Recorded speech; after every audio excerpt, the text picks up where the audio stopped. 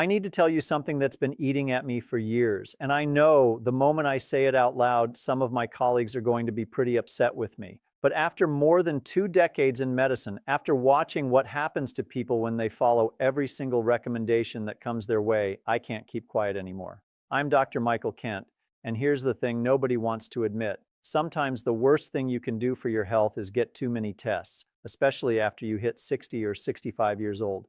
Now, I can already hear some of you thinking, wait a minute, isn't this doctor supposed to be telling me to get checked for everything? Isn't prevention supposed to be the whole point? And yes, that's exactly what we've all been told. Catch it early, find it before it's a problem, stay on top of everything. That's the message we hear everywhere. But what if I told you that message is leaving out the most important part of the story, the part about what happens after you find something? Because here's what they don't mention in those commercials for health screenings. Once you find something, anything at all, even something that would never hurt you, the wheels start turning. And sometimes those wheels run right over your quality of life. So today I'm going to walk you through 4 medical tests that I see causing more problems than they solve, particularly for people over 60.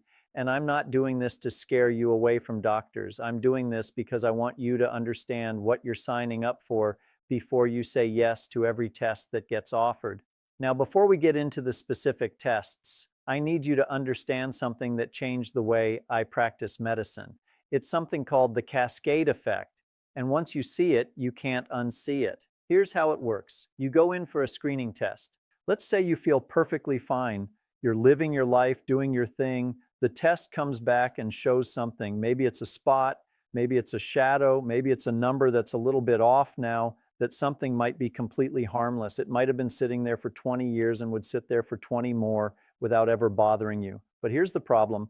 The doctor sees it, and now they have to do something about it, because what if they don't, and what if it turns out to be serious? So they send you to a specialist. The specialist orders another test, a more detailed one. That test maybe shows the same thing, still not clear. So now we're talking about a biopsy or a procedure, or maybe even surgery, and each one of those steps has risks.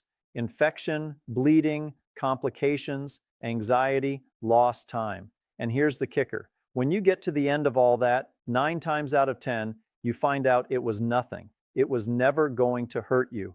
But now you've been through months of worry. You've had procedures, maybe you've had complications, and you're worse off than when you started, all because of a test you got when you felt fine. That's the cascade. And it starts with a single test that maybe you never needed in the first place.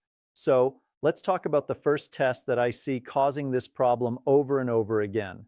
And this one's tricky because it sounds so smart, so modern, so preventive. I'm talking about whole body scans, full body MRIs or CT scans that promise to check everything at once. You've probably seen the ads. Come in, we'll scan you from head to toe, catch anything before it becomes a problem. It sounds amazing, doesn't it? Like getting a complete picture of what's going on inside you. And I get it, I really do. The idea of knowing everything, of having control, that's incredibly appealing. But here's what happens in reality. Let's say you're 65 years old. You feel great, you're active. You've got no symptoms of anything. You decide to get one of these scans just to be safe. You go in, you lie down in the machine for 30 minutes, and a couple days later you get your results. And right there in the report, the radiologist mentioned something, a small nodule in your lung, 3 millimeters, about the size of a pencil eraser, or maybe a cyst in your kidney or a spot on your liver. The report says, recommend follow-up imaging in 3 to 6 months. Now, how do you feel in that moment? You went in feeling healthy and you came out being told there's something in your body that needs watching. You probably can't think about anything else. Every time you take a deep breath, you wonder about that lung nodule. Every time you feel anything in your side, you think about that kidney cyst. So 3 months later, you go back for another scan. Maybe the thing is still there. Maybe it's a tiny bit bigger. Hard to say. The radiologist recommends seeing a specialist. The specialist wants to be thorough, so they recommend a biopsy. And a biopsy isn't nothing. It means putting you under anesthesia. It means sticking a needle into your lung or your kidney or wherever this thing is. It means risk of infection, risk of bleeding. And here's what the research shows. When they scan healthy people over 60, they find something unusual in almost everybody. I'm not exaggerating. We're talking 95% of people. Little spots, little cysts, little shadows. The medical term for these is incidental. things we found by incident. And the vast majority of them, I mean, the vast majority, will never cause a problem. They're just part of having a body that's been around for 6 or 7 decades. They're like wrinkles on the inside, but once we find them, we can't ignore them. And that's when the cascade starts. There's actually research on this. They followed people who got these whole body scans, and you know what they found? The people who got scanned didn't live any longer than people who didn't get scanned. They didn't avoid any diseases, but they did have significantly higher rates of anxiety, depression, and unnecessary procedures. The scans didn't make them healthier, they made them sicker. So, what should you do instead? And this is important because I'm not saying don't pay attention to your health. I'm saying pay attention to the right things. Instead of getting a picture of your insides, focus on how your body actually works. Can you walk up 2 flights of stairs without getting winded? Can you get up from a chair without using your hands? How's your balance? How's your sleep? These functional measures tell us way more about your health than any scan. If you want a real health checkup, sit down with a doctor who will spend time with you. Someone who will go through every medication you're taking, because I guarantee at least one of them is probably doing more harm than good. Someone who will talk to you about your diet, your activity level, your social connections, because those things, the boring everyday things, those are what actually determine how healthy you are. The scan is looking for problems that might not exist. The functional assessment is optimizing the health you already have. Big difference. All right, let's move to the second test. And this one affects a lot of people because it touches on the fear we all have as we get older. I'm talking about getting a brain MRI for minor memory issues. Here's the scenario. Maybe you're in your mid-70s and you've noticed that sometimes you can't remember the name of that actor you like, or you walk into a room and forget why you went in there. Normal stuff, the kind of thing that happens to everybody as they age. But maybe your kids are worried, maybe they've heard about Alzheimer's and they're scared, so they push you to get a brain scan just to check. And I understand that fear, I really do. Nobody wants to think about losing their memory, losing themselves. But here's what I need you to understand. Getting a brain MRI for mild forgetfulness is almost never helpful, and it's often harmful. Because here's what happens. You get the MRI, and a few days later, you're sitting with your doctor reading the report, and the report says things like mild cerebral atrophy, age-related changes, white matter lesions, small vessel disease. These words sound terrifying. They sound like your brain is deteriorating. But here's the truth. Those findings are completely normal for someone in their 70s. They're describing what every brain looks like at that age. It's like doing a scan of your skin and being shocked that it shows wrinkles and age spots. Of course it does. That's what skin looks like at 75. The problem is, those medical terms don't sound normal. They sound like disease, and suddenly you're walking around thinking you have brain damage, thinking Alzheimer's is right around the corner even though you're fine. And here's the really frustrating part. Studies show that when you scan the brains of healthy people over 75, more than 90% of them have findings that look abnormal on the report. More than 90%. But most of those people have perfectly normal memory and thinking. The images don't match reality. I've seen people who are sharp as a tack reading books, managing their finances, doing crossword puzzles, and their MRI looks terrible. And I've seen people with early dementia whose MRI looks pretty normal. The picture doesn't tell us what we think it tells us. So, what should you do instead? If you're worried about memory, there's a much better way to check. There are simple tests we can do right in the office. Tests that take 10 minutes. We ask you to remember 3 words, draw a clock, count backwards from 100 by 7s. Simple stuff that actually measures how your brain is functioning, not just how it looks. And if those tests show a problem, then we start looking for causes. And here's the thing, most causes of memory problems in older adults are reversible. Could be a medication making you foggy, could be low vitamin B12, could be depression, which often shows up as memory trouble in older folks, could be sleep apnea cutting off oxygen to your brain at night, could be a thyroid problem. We check all of those things first, and you'd be amazed how often fixing one of them brings the memory right back. No MRI needed. We're looking at function, not pictures. We're treating the person, not the image. Now, if someone is getting progressively worse, if they're getting lost in familiar places, if they can't manage their money anymore, that's different. Then we need a full workup, including imaging. But for the everyday forgetfulness that comes with age, an MRI creates more problems than it solves. All right, Third test on my list, and this one surprises people because it seems so logical. I'm talking about stress tests for your heart, specifically putting someone on a treadmill just because they've hit a certain age. Here's the typical situation. Maybe you're 72 years old and you're going in for some routine surgery, nothing major, maybe a hernia repair or a knee replacement. And the hospital protocol says everyone over 70 needs a cardiac stress test before surgery. So even though you feel fine, even though you can walk a couple miles without any chest pain or shortness of breath, they put you on a treadmill. Now think about this for a second. If you can walk 2 miles in your daily life without any problems, what exactly is the treadmill test going to tell us that we don't already know? Your daily life is your stress test. You're already passing it every single day. But protocol is protocol. So you get on the treadmill. And here's where it gets problematic. Stress tests have a really high rate of false positives in older adults. That means the test says something's wrong when nothing's actually wrong. Could be because your heart rate doesn't go up like it used to. Could be because of medications you're on. Could be 100 different reasons that have nothing to do with a dangerous blockage. But once that test comes back abnormal, now you're on the medical conveyor belt. They schedule you for a cardiac catheterization. That's where they thread a tube through an artery all the way to your heart to look at the blood vessels. It's invasive. It has risks. And often they get in there and find exactly what you'd expect in a 72-year-old heart. Some plaque buildup, some narrowing, but nothing that needs stents or surgery, nothing that was about to cause a heart attack. But now you've been through an invasive procedure. And worse, you've been labeled as a heart patient. They put you on a bunch of new medications and the psychological damage is done. Maybe you were playing tennis before, but now you're afraid to exert yourself.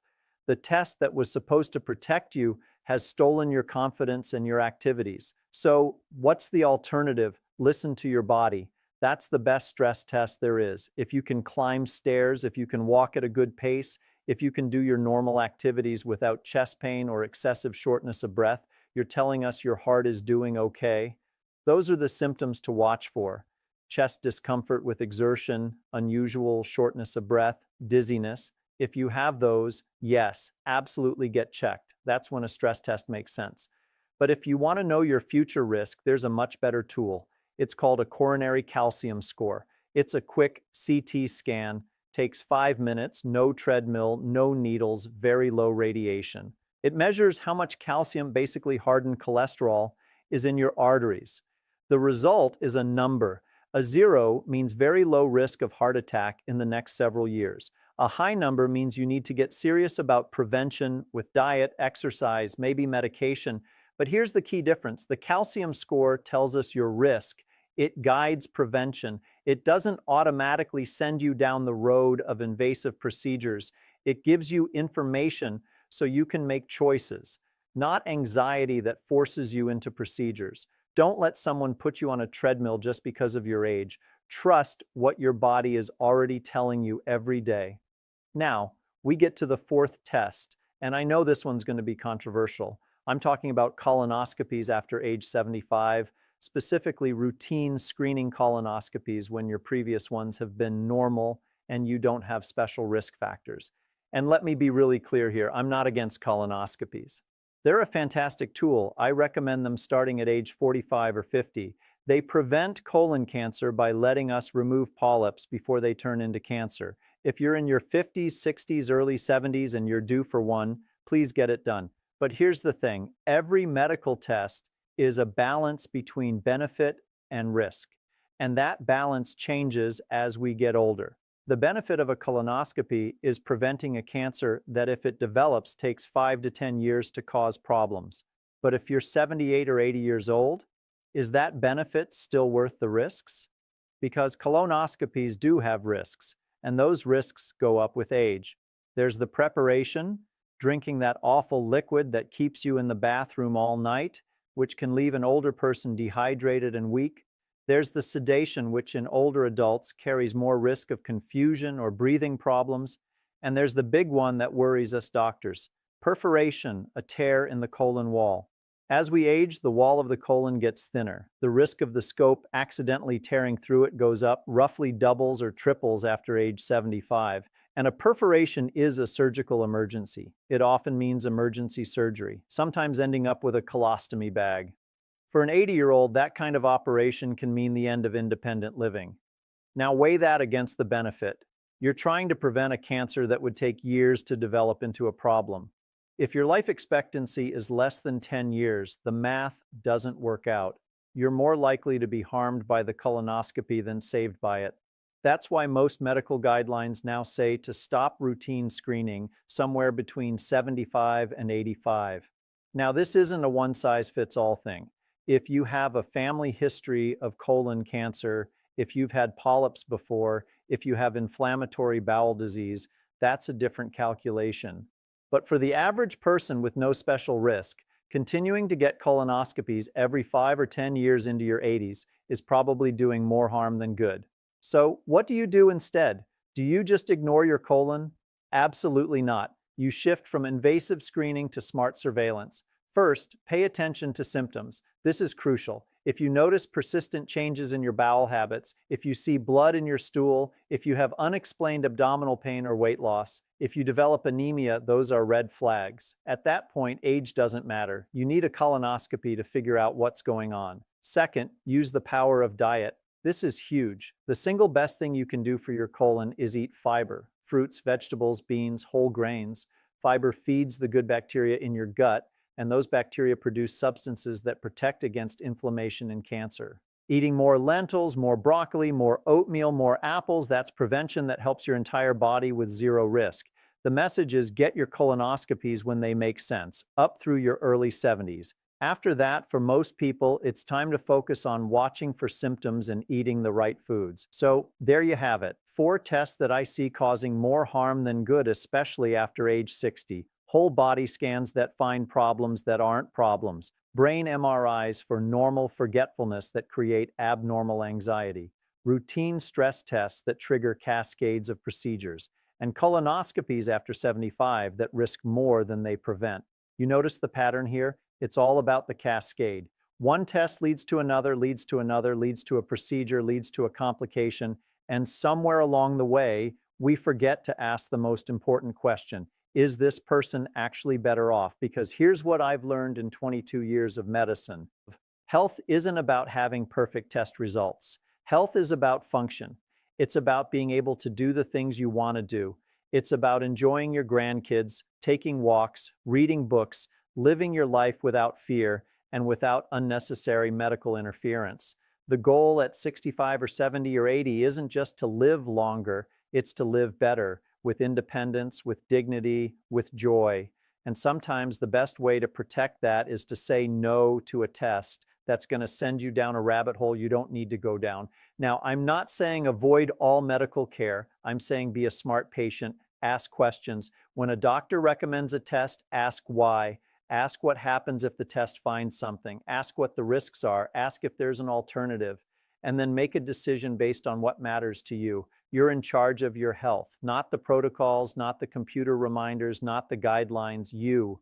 And the more you understand about what you're agreeing to, the better decisions you can make. If this information was helpful to you, if it made you think differently about medical testing, do me a favor and share it with someone who might benefit from hearing it. And if you want more honest conversations about health and medicine, subscribe to this channel. I'm going to keep having these conversations because I think they matter. Let me know in the comments. Have you ever felt pushed into a medical test that didn't feel right to you? I read every comment and I learned from your experiences just like you learned from mine. Thanks for watching. Take care of yourselves and remember, sometimes the healthiest thing you can do is nothing at